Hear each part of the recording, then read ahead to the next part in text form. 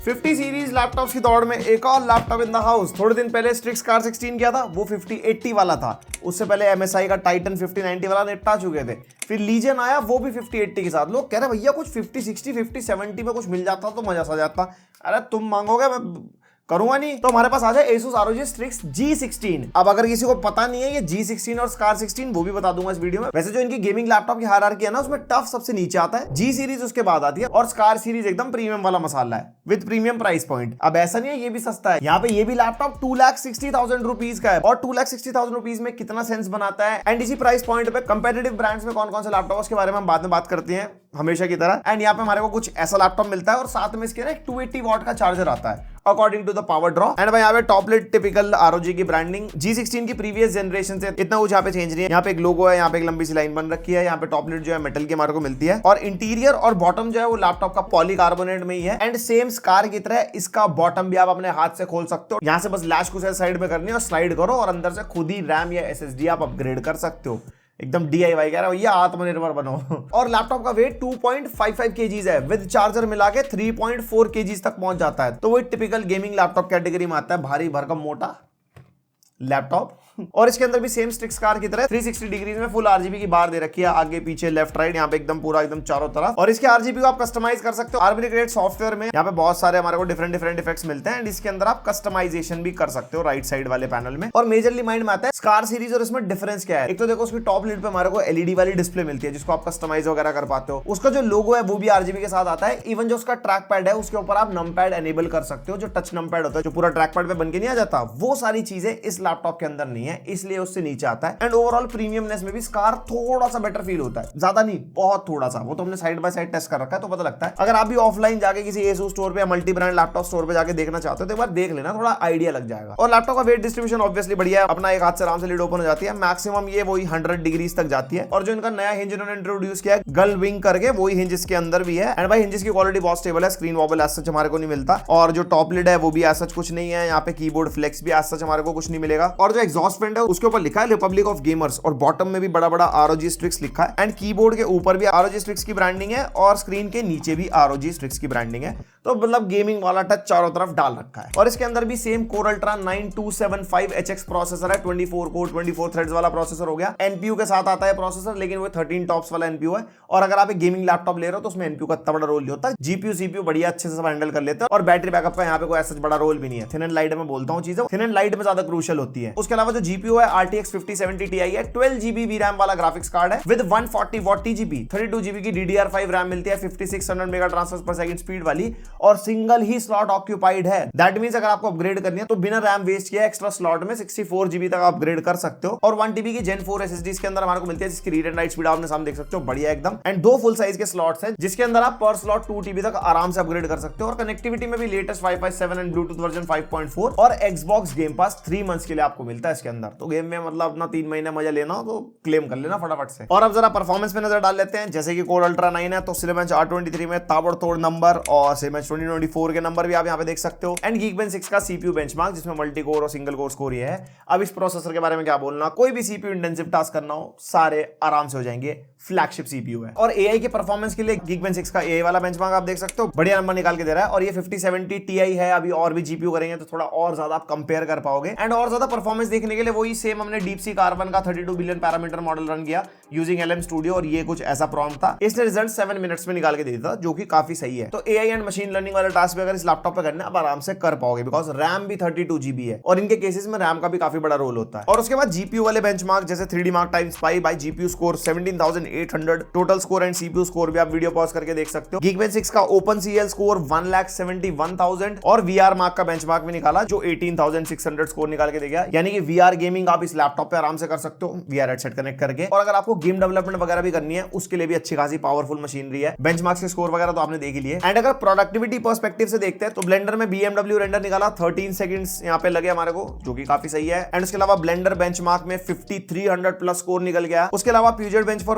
After Effects 12,000 plus, same DaVinci Resolve 8900 plus, Photoshop 8500 plus and Premiere Pro 11,700 के आसपास। तो productivity task आपको कैसे भी करने हो, editing, 3D modelling, rendering, designing, ये सिस्टम आराम से हैंडल कर लेगा, जब भी 70 सीरीज हो, 80 हो या 90 तक हो, क्योंकि इन जीपीयूज के हिसाब से प्रोडक्टिविटी में मेरे ऑलमोस्ट सेमी ओपिनियन होते हैं। जब भी कोई 70 सीरीज जीपीयू के साथ कोई i7 Ultra 7, i9 Ultra 9 या AMD में Ryzen 7 या 9 हो, और चाहे 5090 तक चले जाओ, तो यहाँ पे ना आपके टास्क पे वेरी करेगा, आप किस टाइप का टास्क कर रहे हो। कोई मान लो बड़ा प्रोजेक्ट है, उसमें कितने टेक्सचर्स हैं, कोई गेम डेवलपमेंट कर रहा है तो उसके अंदर उनका प्रोजेक्ट कितना बड़ा है, किस हिसाब से, तो वो चीजें वेरी कर सकती है। कैपेबिलिटी इन सीरीज के अंदर होती है सारे काम करवाने की। और स्टेबिलिटी टेस्ट करने के लिए 100% लोड पे सीपीयू को डाला, जिसके अंदर 103 डिग्रीज तक सीपीयू टेंपरेचर चला गया था, 99 एवरेज आया था, और क्लॉक स्पीड भी 5.1 गीगाहर्ट्ज तक गई, 3.57 गीगाहर्ट्ज का एवरेज निकाल के देके गया, और सीपीयू टीडी पे अच्छी खासी पुश हुई 185 वॉट तक, और एवरेज भी 135 वॉट का मेंटेन कर गया था। लेकिन सिस्टम क्रैश नहीं हुआ, और आप 1 घंटे तक पूरा लोड में अपने सिस्टम को डालोगे भी नहीं, ये जस्ट एक टेस्टिंग है। फिर फॉरमार्क चला के हमने जीपीयू को रगड़ा, यहाँ पे जीपीयू मैक्सिमम 77 डिग्रीज तक गया था, और यहाँ पे जो वॉटेज भी है 141 वॉट तक पुश हुई थी मैक्सिमम, एंड 137 वॉट का एवरेज निकल गया। तो सिस्टम स्टेबिलिटी से काम करता है, कोई ऐसा दिक्कत नहीं आई। और अगर आपको कंपेटिटिव सीपीयू से कंपेयर करना है इसी प्रोसेसर को, तो पूरा ग्राफ आपके सामने है, जिसमें Cinebench R23 के हमने मल्टी कोर सिंगल कोर के स्कोर डाले, एंड ये वाला जो Core Ultra 9 है 275HX भाई फ्लैगशिप प्रोसेसर है, एकदम तगड़े नंबर यहाँ पे निकाल के दे रहा है, जो भी फ्लैगशिप प्रोसेसर इसके बगल में है। एंड सिमिलरली जीपीयू के लिए भी आप देख सकते हो 5070 Ti, 5080 एंड 5090 के बीच में कितने परसेंट का डिफरेंस है, सो दैट अपना आइडिया लगा सको आप कि भाई कितनी चीनी डालनी है चाय मीठी बनाने के लिए। एंड उसके बाद गेमिंग, सबसे पहले वैलोरेंट, एंड सारे गेम्स जो है ना 1600p पे ही टेस्ट हो रहे हैं, क्योंकि इसका जो नेटिव रेजोल्यूशन है लैपटॉप का वो 1600p है। वैसे हमने 4K भी टेस्ट किया है इसके अंदर, एंड ये सीपीयू इंटेंसिव गेम है, सीपीयू अच्छा खासा पावरफुल है, बढ़िया आराम से 400-450 FPS मिल जाएंगे एवरेज। CS2 टेस्ट किया, इसके अंदर वेरी हाई 1600p पे अच्छे फ्रेम रेट हमारे को मिल रहे हैं, एवरेज 200 के आसपास। देन GTA 5 एनहांस्ड एडिशन, जिसमें प्रीसेट मैक्सिमम रे ट्रेसिंग रखा था, अप्रोक्सीमेटली 70 एवरेज FPS यहाँ पे हमारे को निकाल के देके गया, और एल्डन रिंग जिसके अंदर मैक्सिमम सेटिंग्स रखी, इवन रे ट्रेसिंग भी, और ये 60 FPS लॉक्ड गेम है हमारा, आराम से 5860 मेंटेन कर गया। उसके बाद RDR2 favour quality highest possible settings, because ये विदाउट फ्रेम जनरेशन वाला DLSS है, एंड यहाँ पे प्लेबल फ्रेम रेट मिल जाते हैं दोनों सिनेरियोज में। एंड उसी के बाद साइबरपंक अगर आप करोगे, इसके अंदर फ्रेम जनरेशन मिलता है, this is 2x frame generation, बहुत बार क्लियर करता हूँ, 3x एंड 4x मैं आपको भी आगे दिखाऊंगा, एंड इसमें भी बढ़िया फ्रेम रेट मिल रहे हैं, लाइक रॉ परफॉर्मेंस में भी फ्रेम जनरेशन लगा के भी। एंड अगर रे ट्रेसिंग को अल्ट्रा पे करते हैं तो भी यहाँ पे हमारे जो रॉ परफॉर्मेंस है वो ठीक ठाक प्लेबल फ्रेम रेट दे देती है, लेकिन फ्रेम जनरेशन लगा के तो बढ़िया मजे आप ले सकते हो। हॉगवर्ट्स लेगेसी में ultra settings, ray tracing ultra, दोनों सिनेरियोज में प्लेबल फ्रेम रेट है, रॉ परफॉर्मेंस भी अच्छी है 60 FPS प्लस, अगर स्टोरी गेम में तो बढ़िया रहता है, लेकिन फ्रेम जनरेशन लगा के तो धुआंधार FPS। फिर वहीं पे असासिन्स क्रीड शैडोज टेस्ट किया, ये काफी इंटेंसिव गेम है, तो रॉ परफॉर्मेंस इतनी अच्छी प्लेबल FPS नहीं है, बट फ्रेम जनरेशन लगा के मिल जाएंगे, बट रे ट्रेसिंग भी वेरी हाई है, वो भी देख लेना। The last of us 2 very high settings, and इसके अंदर भी हमारे को अच्छे 70-80 फ्रेम रेट मिल जाते हैं, बट फ्रेम जनरेशन लगा के 100 पार। Then Horizon Forbidden West, same performance the last of us 2 जैसी, अच्छा ऑप्टिमाइज्ड है, अच्छे फ्रेम रेट निकाल के जाता है जीपीयू पे। और गोस्ट ऑफ सुशीमा हमने ट्राई किया, वेरी हाई सेटिंग्स पे, रॉ परफॉर्मेंस भी अच्छे, प्लेबल फ्रेम रेट है 70-75, बट फ्रेम जनरेशन लगा के तो भैया तहल का ही मामला हो जाता है 160 के आसपास। देन हेलब्लेड 2 जो काफी इंटेंसिव गेम है, एंड इसमें भी इवेंचुअली 50 FPS के आसपास मिल गए थे, जो कि अच्छे खासे प्लेबल है, बट वहीं पे फ्रेम जनरेशन लगाओगे तो तगड़े FPS है ही। फिर उसके बाद black myth Wukong, unreal engine 5 cinematic, highest possible settings, normally raw performance ठीक ठाक, मतलब इतना अच्छे FPS में नहीं कहूंगा, बट फ्रेम जनरेशन लगा के अच्छे FPS मिलते हैं, बट वहीं पे जैसे रे ट्रेसिंग को वेरी हाई पे करते हैं तो रॉ परफॉर्मेंस काफी डिप हो जाती है, बट फ्रेम जनरेशन लगा के आप प्लेबल फ्रेम रेट निकाल सकते हो। मैं मल्टी फ्रेम जनरेशन बिल्कुल 1600p पे टेस्ट नहीं कर रहा हूं, बिकॉज हमारे को वैसे ही बहुत अच्छे फ्रेम रेट मिल रहे हैं, वो हायर रेजोल्यूशन पे, वो भी आगे दिखाता हूं। Then Spiderman 2 very high settings, raw performance भी, playable FPS average 60-65, and frame generation लगा के तो और भी अच्छे, बट जैसे हमने रे ट्रेसिंग को वेरी हाई पे किया ना, तो रॉ परफॉर्मेंस इतनी अच्छी आई नहीं, एंड फ्रेम जनरेशन लगा के एवरेज 65-70 आप निकाल सकते हो। उसके बाद एलन वेक 2 बहुत इंटेंसिव गेम है, हाई सेटिंग्स पे अच्छे फ्रेम रेट निकाल के दे गया, रॉ परफॉर्मेंस में मतलब 50-70 Ti अच्छी परफॉर्मेंस दे रहा है, बाकी फ्रेम जनरेशन लगाएंगे तो अच्छे फ्रेम रेट आई जाते हैं, लेकिन जैसे रे ट्रेसिंग अल्ट्रा करते हैं ना, तो ये जीपीयू स्ट्रगल करता है, फ्रेम जनरेशन लगा के प्लेबल 50-55 FPS आप निकाल पाओगे। फिर आता है भाई साहब 4K, अब यहाँ पे देखो आप रे ट्रेसिंग ऑफ में फ्रेम जनरेशन लगा के अच्छे प्लेबल 55 FPS अप्रॉक्स हमारे को मिल रहे हैं, लेकिन अगर आप रे ट्रेसिंग लगाते हो तो स्ट्रगल करता है जीपीयू। अब यहाँ पे आती है मल्टी फ्रेम जनरेशन, जैसे हमने लगाई अच्छे फ्रेम रेट हमारे को मिल गए इवन रे ट्रेसिंग पे भी, तो यहाँ पे फायदा है, लेकिन वो ये विजुअल लॉस मिलता है, जो मैं आपको अभी आगे दिखाता हूँ। फिर हमने जैसे हेलब्लेड 2 टेस्ट किया, ये तो बढ़िया FPS दे ही रहा था, बट इसके अंदर भी 3x एंड 4x मिलता है। तो उसमें अगर आप देखोगे तो भाई बहुत ही तहलका लेवल फ्रेम रेट, अगर आपने गौर से देखा हो तो दिख गया होगा। आगे अभी स्लो मोशन में दिखाता हूँ। यहाँ पे रॉ परफॉर्मेंस इतनी अच्छी नहीं है, बट फ्रेम जनरेशन लगा के बढ़िया है। फ्रेम जनरेशन 2x वाला है जो हमारे को 40 सीरीज पे भी मिलता है। बट वहीं पे अगर आप रे ट्रेसिंग अल्ट्रा लगाओगे तो जीपीयू स्ट्रगल कर रहा है। लेकिन अगर 3x and 4x multi frame generation लगाओगे तो हमारे को मिलते हैं AI generated frames, input lag हमारे को मिलता है। तो अगर आप फास्ट पेस्ड ई स्पोर्ट या कोई भी सोल्स लाइक गेम खेल रहे हो, वहां पे मैं कहूंगा भाई मल्टी फ्रेम जनरेशन वगैरह ज्यादा यूज मत करना, बिकॉज वहां पे इनपुट लैग होता है और आपको फिर वो मजा नहीं आएगा। जैसा आप इस सीन में देखो, यहाँ पे स्लो मोशन में अगर हेलब्लेड 2 की फुटेज देखोगे तो ब्लैक ब्लैक कलर का टेक्सचर आपको दिखाई देगा प्लेयर्स के अराउंड। तो ये वही एआई जनरेटेड फ्रेम्स हैं जो स्लो मोशन में दिखाई देते हैं। इवन अगर आप फास्ट पेस में गेम खेल रहे हो ना, अगर आपकी नजर पड़ेगी तो ये आपको दिखेंगे। एंड लंबी गेमिंग करने के बाद जो कीबोर्ड के टेम्परेचर है from space bar area that is 34-35 और WASD के आसपास 35-36 डिग्रीज तक, मतलब ऐसा कुछ ज्यादा ओवरहीट टाइप फील नहीं होता। और पोर्ट्स के मामले में 2 USB 3.2 Gen 2 type A port मिलते हैं राइट साइड में, बाकी सारे पोर्ट्स लेफ्ट साइड में, जिसमें एक पावर इनपुट का पोर्ट है और ये बोथ साइड वाला पोर्ट है जस्ट लाइक टाइप सी, कैसे भी आप लगा सकते हो। उसके बाद 2.5 गीगाबिट का लैन पोर्ट, HDMI 2.1 का पोर्ट जिसका आउटपुट RTX 5070 Ti से है। 2 थंडरबोल्ट 5 के पोर्ट मिलते हैं जो PD 3.1 को सपोर्ट करते हैं। अप टू 140 वॉट तक की PDA लैपटॉप सपोर्ट करता है। हमारे पास 100 वॉट का चार्जर था, हमने चेक किया, चल रहा था। और डिस्प्ले आउटपुट आप ले सकते हो इन दोनों पोर्ट से, DP 1.4 को सपोर्ट करते हैं और RTX 5070 Ti से ही आउटपुट है इनका। और मक स्विच मिल जाता है, अब तो 2025 है, बहुत कॉमन फीचर हो गया। इंटरनल डिस्प्ले का आउटपुट DGPU से लेना है, iGPU से लेना है या DGPU बंद ही करना है अगर आपको ज्यादा बैटरी बैकअप चाहिए, मक स्विच वहां पे काम आता है जो हमारे को आर्मी ग्रेड में मिल जाता है। और कीबोर्ड वैसे ही है जैसे ROG Strix का होता है, कुछ ऐसा यहाँ पे नया नहीं है।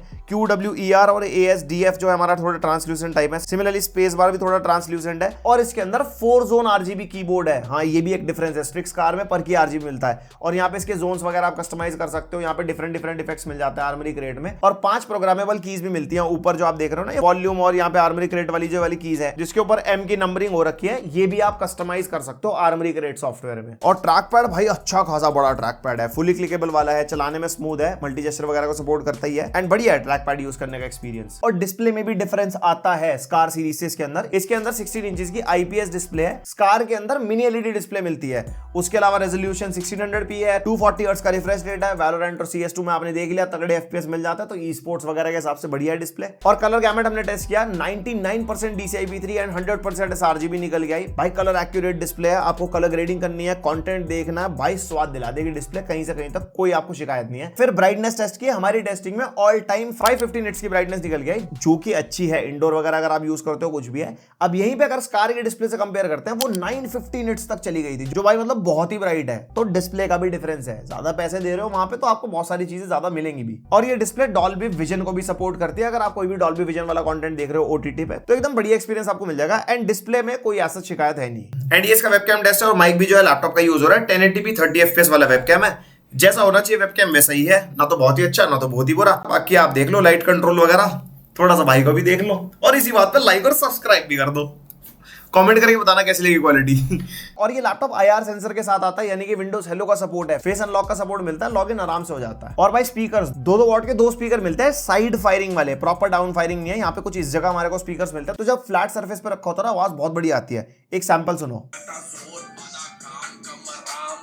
थोड़ी सी बेस भी फील होती है और आवाज क्लियर है, बहुत ज्यादा लाउड नहीं है बट डिसअपॉइंट नहीं होंगे आप। साथ में डॉल्बी एटमॉस का सपोर्ट मिलता है। डॉल्बी एक्सेस की ऐप है जिसके अंदर आप different modes like dynamic, movie, music वगैरह सेट कर सकते हो और उसके अंदर भी अलग अलग ऑप्शन मिल जाते हैं अकॉर्डिंग टू योर प्रेफरेंस, अगर हेडफोन या किसी स्पीकर से कनेक्ट किया हुआ है तो। और 90 वॉट आवर बैटरी के साथ आता है जो कि अच्छा खासा साइज है एंड इस लैपटॉप के स्पेक्स के हिसाब से 2 से 3 घंटे का बैकअप हमारे को मिला, जिसके अंदर iGPU मोड पे हमने रखा हुआ था और YT प्लेबैक, ऑफिस वाला काम, स्पीकर 100% पे थे। वैसे कीबोर्ड की RGB हमने ऑफ कर दी थी और स्क्रीन ब्राइटनेस 50% के आसपास, उसमें इतना बैकअप मिला। आप थोड़ी बहुत चीजें ऊपर नीचे करोगे तो बैकअप ऊपर नीचे हो सकता है। ये तो गेमिंग लैपटॉप है, इतना खास बैटरी बैकअप हम एक्सपेक्ट कर भी नहीं सकते। और इसका जो 280 वॉट का चार्जर है उससे 1 आवर 50 मिनट्स में पूरा लैपटॉप चार्ज होता है, तो चार्जिंग की स्पीड भी ठीक है अकॉर्डिंग टू बैटरी कैपेसिटी। तो ये था Asus ROG Strix G16 का पूरा रिव्यू। 2,60,000 रुपीज का ये वाला वेरिएंट है और अभी तो 50 सीरीज नई आई है तो महंगे मिलेंगे लैपटॉप। एंड मैं एक चीज देख रहा था, मैंने Lenovo Legion चेक किया, सेम स्पेक्स के साथ, सेम प्रोसेसर, सारा कुछ, 32GB RAM, A to Z सब सेम कर दिया। वो हमारे को अप्रोक्सीमेटली 2,38,39,000 रुपीज के आसपास पड़ता है, जो कि भाई डेफिनेटली 20,000 रुपए सस्ता है इससे। उसमें हमारे को OLED डिस्प्ले मिल जाती है, उसका प्रोसेसर भी थोड़ा सा बेटर परफॉर्म करता है क्योंकि वो ज्यादा पावर ड्रॉ कर पा रहा था। Legion का रिव्यू देख लेना एक बार, आपको आइडिया लग जाएगा। और Legion लीजन के जो एग्जॉस्ट वेंट के आसपास आरजीबी, उसके लीजन के लोगो में आरजीबी, वो सारी चीजें मेरे को पर्सनली थोड़ी बेटर लग रही थी। एंड बैटरी में भी इसमें दो ऑप्शन है, 80 watt hour and 99.9 watt hour, जिसमें 1200 रुपीज का डिफरेंस आता है। तो वो सारी चीजें हैं उसके अंदर जो डेफिनेटली इस लैपटॉप से 20,000 कम है, और 20,000 कम में सेम स्पेक्स वो ऑफर कर रहा है। तो अभी के टाइम पे तो वैल्यू फॉर मनी वो हो गया। बाकी लीजन का रिव्यू देख लेना, 5070 Ti वाला वेरिएंट भी मैं एक बार अरेंज करने की कोशिश करूंगा, जिससे आपको पूरा डिटेल में रिव्यू दे पाऊं। बाकी MSI का एक वेक्टर देखा मैंने, 2.35 लाख के आसपास था भाई, अल्ट्रा 7 के साथ कोई 5070 Ti, तो मुझे अभी वो इतना वैल्यू फॉर मनी लगा। प्रोबेबली उसकी प्राइसिंग कम हो जाएगी। तो आपके क्या थॉट्स हैं यहाँ पे इस लैपटॉप के बारे में, थोड़ा मेरे को कमेंट करके बताना। आपका फेवरेट क्या है, ROG Strix या Lenovo Legion, वो भी बता देना। बाकी तो लाइक शेयर सब्सक्राइब तो कर ही दोगे, नहीं करोगे कोई बात नहीं। मिलते हैं नेक्स्ट वीडियो, तक के लिए बाय।